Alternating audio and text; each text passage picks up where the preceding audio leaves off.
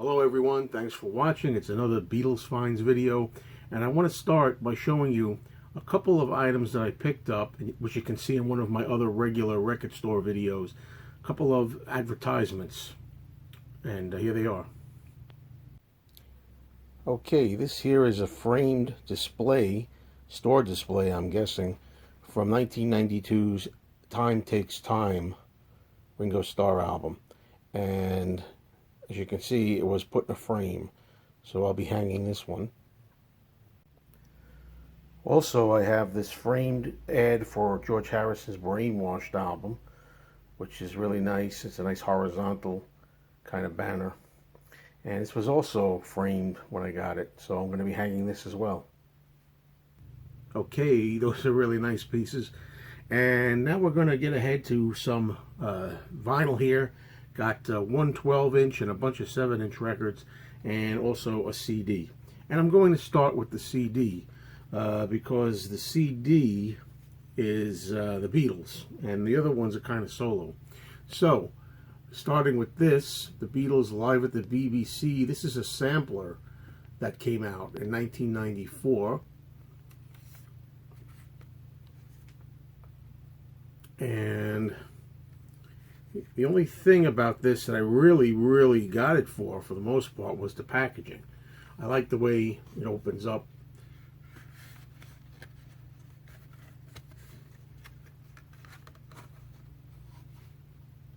Ringo down there. And George, and there's the CD. I really like that style. The CD itself, now, you can see in one of the record store videos where I really show you me getting this from somebody in the record store. There was somebody who comes to my store. He's been coming there for 30 years or something like that.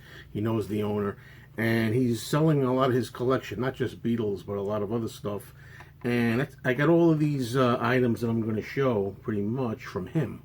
So here's the CD, but as you can see if you watch the record store video, there's some kind of problem with the back. Now you can see all those marks there.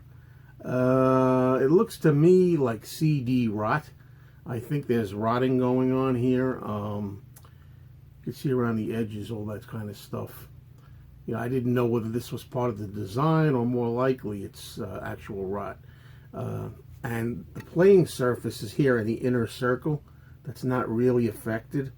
So according to the owner of this CD, the previous owner who I trusted, you know, he said that the CD plays fine. You can play the CD. It's not a problem. But even so, this was only like $8.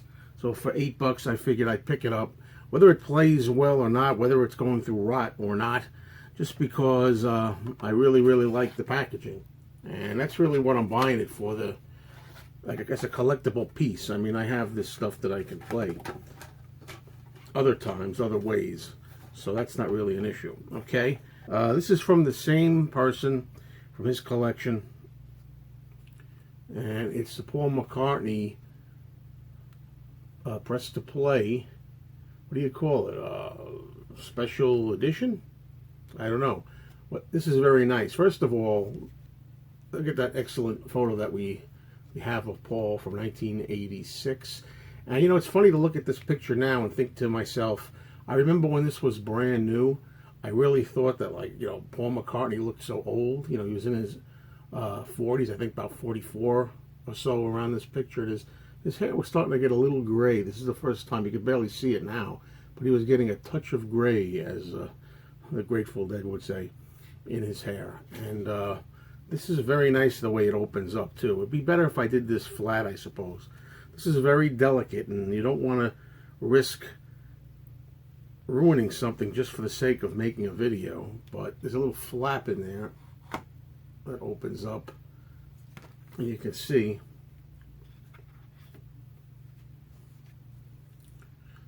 Interesting, because this is kind of the same way we had the Beatles CD that I just showed, you know. Open it up like that, and there's a record in there. Okay, and I will take the record out a little more safely down here on the desk. If you just give me a moment. And it's the song Press. on the one side, 45 RPM, and the other side has a song called It's Not True on it, and it also has a press video edit. So this is a nice piece. It's funny, this is very, very thin vinyl, very, very thin, no 180 gram going on here, and I'm going to put this back safely in this packaging. I really think this is a really neat item, and I'm really thrilled to have it. Press to Play is not my favorite album, but the songs on here, the song Press and It's Not True, are songs that I enjoy. So, okay, now we got some 45s to show here, and we're going to start with Paul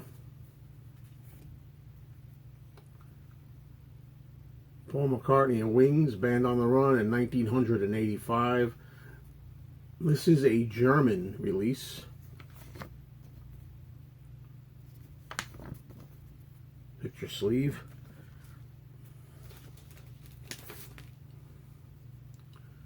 That's the record. Also obtained from the collection of this person that I know too, who frequents the record store. Now the next one is a common sleeve, but every time that I try to find it, it's pretty messed up. This is not perfect either, unfortunately, but the price was right. A Ringo Starr, It Don't Come Easy, the original picture sleeve. And early 1970 is the B-side. There was another picture sleeve of this at my record store, but you know, this white area here was kind of dirty and stuff, so it's not too bad condition-wise. And record looks unplayed, although there is a scuff mark on the label, or something on the label. It looks like a tag might have been removed from there or something. I don't know. Okay. Sticking with Ringo Starr for a moment, there's another record that's pretty rare, I would say. It's La Di Da, a single from Ringo's 1998 album Vertical Man. This was really a nice, fun song that I think should have been a hit and would have been a hit had it been released, you know, earlier. This is also a promotional use only, not for sale, it says here. You know, this particular version of La Di Da is the radio edit, which is how they kind of put it together for, you know, radio play, which I don't even remember ever getting radio play. Just sad. But anyway, there it is. And the B-side is Everyday. Everyday, not to be confused with the Buddy Holly song. I believe, isn't there an Everyday song by Buddy Holly?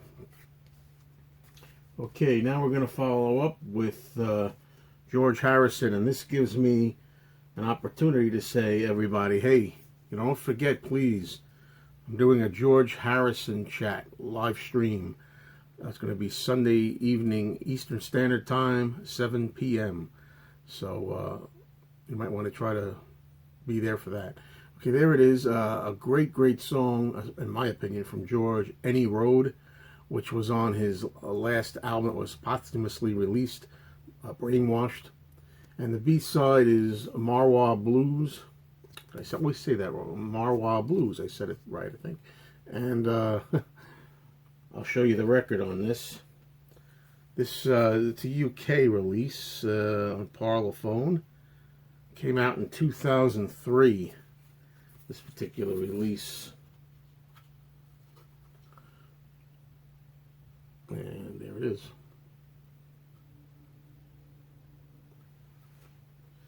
Okay, now the last item up is certainly one of the most interesting items. No reason to tune out if you've made it this far. It's a box, special box edition, limited edition box for When We Was Fab, which is really cool. Came out in 1988, this particular box from George's immensely successful album Cloud 9, which had come out in 1987. Open up the box.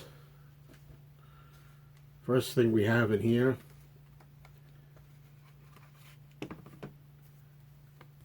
is the 45. And once again, just double check here. Made in England. When We Was Fab and Zigzag being the B-side. Really nice, except for that stupid barcode. I mean, how silly is that to put on there? But there's more inside this box. More goodies to be had here. A couple of things. Number one, this cardboard pic of George with his Sgt. Pepper outfit on when he's revisiting it. Funny how these things go, isn't it? Sgt. Pepper was 20 years old at the time that this, more or less, this song came out. And they were celebrating, you know, looking back on Pepper time and psychedelic 60s. And now, this particular release is 30 years old itself. How does that happen? How does this get older? Also in the box, which is a little harder to get out, bear with me, is a poster that I'm going to show. And a really, really cool poster at that.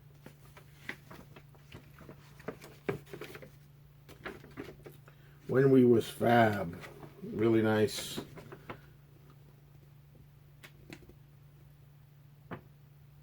And I believe this matches the picture disc of When We Was Fab that was out. I don't know, was it just 12-inch version? I know it's in the new George Harrison box set too, I believe. Anyway, that's it, folks. Thank you so much for watching. And one more time, you know, please think about coming to the live chat tomorrow evening, the 25th of February, which would have been George Harrison's 75th birthday at 7 p.m. Eastern Standard Time. Thanks, everyone.